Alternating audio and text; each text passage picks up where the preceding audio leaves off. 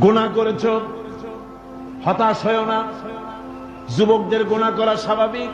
ইউনিভার্সিটির ছাত্র, কলেজের ছাত্র, প্রফেসর, শিক্ষক, অফিসার ঘুষ খেয়েছেন, জিনা করা হয়েছে, মদ খাওয়া হয়েছে, মিথ্যা কথা বলা হয়েছে, যাই কিছু করেন না কেন ভয় পাওয়ার কারণ নাই, নিরাশ হওয়ার কোনো দরকার নাই। আল্লাহ পাক ডেকে বলেছেন, কুল ইয়া ইবাদিয়াল্লাযীনা আসরাফু আলা আনফুসিহিম লা তাকনাতু মির রাহমাতিল্লাহ।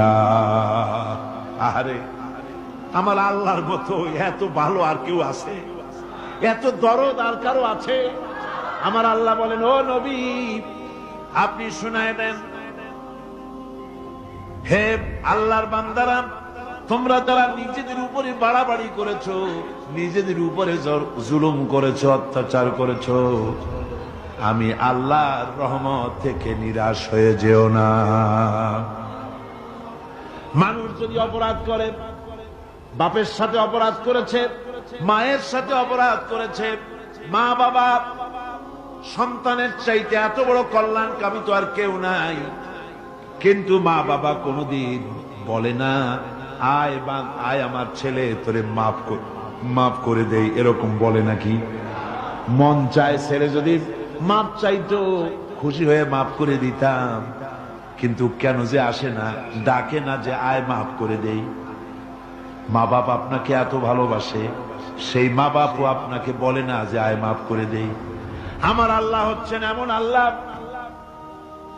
আল্লাহ রাব্বুল আলামিন ডাকেন, এ বান্দা খুন করেছিস ফিরে আয়, জিনা করেছিস ফিরে আয়, হত্যা করেছিস ফিরে আয়, চুরি করেছিস ফিরে আয়, কুফরি করেছিস ফিরে আয়, সুদ খেয়েছিস, ঘুষ খেয়েছিস, মদ খেয়েছিস ফিরে আয়, এসে আমার দরবারে চোখের পানি ফেল, আমার দরবারে কাঁদাকাটি কর।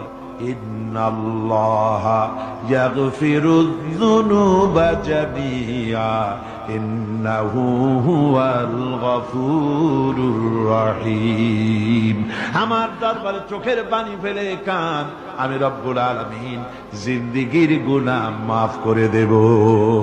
নবীজি বলেছেন, বান্দা যখন গুনার ভয়তে, আল্লাহর ভয়তে, জাহান্নামের ভয়তে অনুশোচনা করে যখন চোখ দিয়া পানি ছেড়ে দেয়, ওই চোখের পানি নাকের অর্ধেক আসতে না আসতে আল্লাহ রব্বুল আলামিন বান্দারে মাফ করে দেয়। আল্লাহ বরদাস্ত করতে পারেন না যে বান্দা কাঁদবে। আমার ভাইরা, আল্লাহর রহমত এই পৃথিবীতে, আল্লাহর রহমতকে 100 ভাগ করা হয়েছে। আল্লাহর রহমতের কত ভাগ? এই 100 ভাগের 1 ভাগ সারা পৃথিবীতে ছড়াই দেওয়া হয়েছে। আর 99 ভাগ কার কাছে? আল্লাহর কাছে।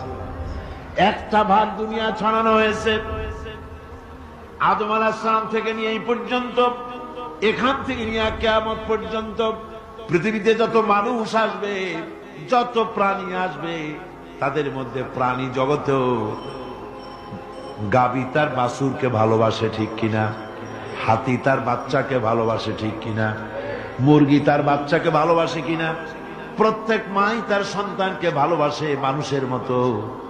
এই ভালোবাসা, স্নেহ, এই মমতা, এই করুণা, এই মহব্বত 1টা ভাগ দুনিয়ায় দেওয়ার পর আপনি আর আমি যতটুকুন ভাগে পেয়েছি, সেই মহব্বতে, স্ত্রীর মহব্বতে অস্থির, মায়ের মহব্বতে অস্থির, সন্তানের মহব্বতে অস্থির।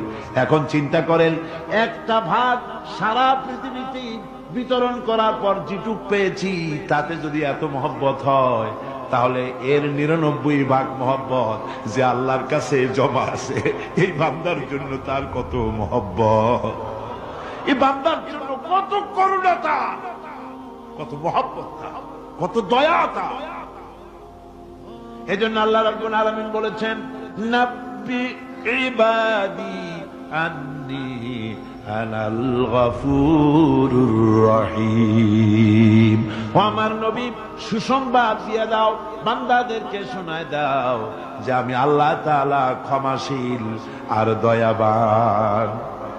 হুজুর কাঁদতেছিলেন, হযরত ওমর রাদিয়াল্লাহু তাআলা আনহু এসে দেখেন হুজুর একা কাঁদতেছে। হুজুর জিজ্ঞেস করছেন, হযরত ওমর জিজ্ঞেস করলেন, হুজুর আপনি কাঁদতেন কেন একা একা? হযরত ওমর বলেন, আমি যখন প্রশ্ন করলাম নবীজি বললেন, আমার কাছে কিছু আগে জিবরাইল এসেছিলেন।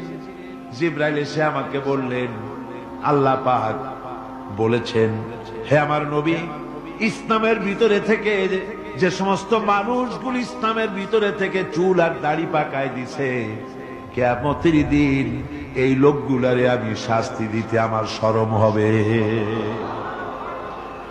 হযরত ওমর বলেন, হুজুর উম্মতের জন্য কত বড় খোঁজ খবর এটা, আর আপনি কাঁদতেছেন। হুজুর বলেন, ওমর তুমি জানো না আমার কান্নার কারণ ভিন্ন।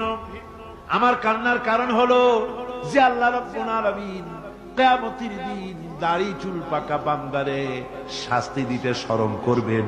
সেই দাড়ি চুল পাকা বান্দাগুলি আল্লাহর সাথে নাফরমানি করতে শরম করে না। আমি এই লজ্জায় কাঁদতেছি। ভাইরা, হুজুর আল্লাহ পাক বলেন, আমার নবী রাতের আধারে যখন একটা বুড়া আমার দরবারে হাত উঁচু করে, একটা বুড়া মানুষ রাতের আধারে যখন আমার দরবারে হাত উঁচু করে, আর যখন বলতে থাকে, রব্বুল আলামিন আমার পেছনের জীবনটা বড় খারাপ করেছি, এমন কোন কাজ জীবনে করি নাই যা তোমার কাছে কিছু দাবি করতে পারি, সব রকমের নাফরমানি করেছি, আজ আমি বুড়া হয়ে গেছি, কামাই করতে পারি না, ছেলে আমাকে চোখে দেখতে পারে না, পুত্রবধূ আমাকে ঘরে জায়গা দেয় না, আমার স্ত্রী আমাকে দেখতে পারে না, রোজগার করতে পারি না, হাঁটতে পারি না, চলতে পারি না, সবার কাছে আমি পিতা হয়ে গেছি, আমি দাঁড়াতে পারি না, কোমরে ব্যথা পাই, হাঁটুতে ব্যথা পাই, চলতে পারি না, কানে শুনতে পাই না, চোখে দেখতে পারি না, আর তোমার কাছে কিছু চাইয়া নেব এমন ভালো কাজও করি নাই। এইভাবে যখন বান্দা কাঁদতে থাকে আমার দরবারে, ও আমার হাবিব আমার রহমতের দরিয়ায় জোশ মেরে যায়, আমার শরম হয় এই বুড়াটারে কেমনে খালি হাতে ফিরাইয়া দেই। সুবহানাল্লাহ, সুবহানাল্লাহ।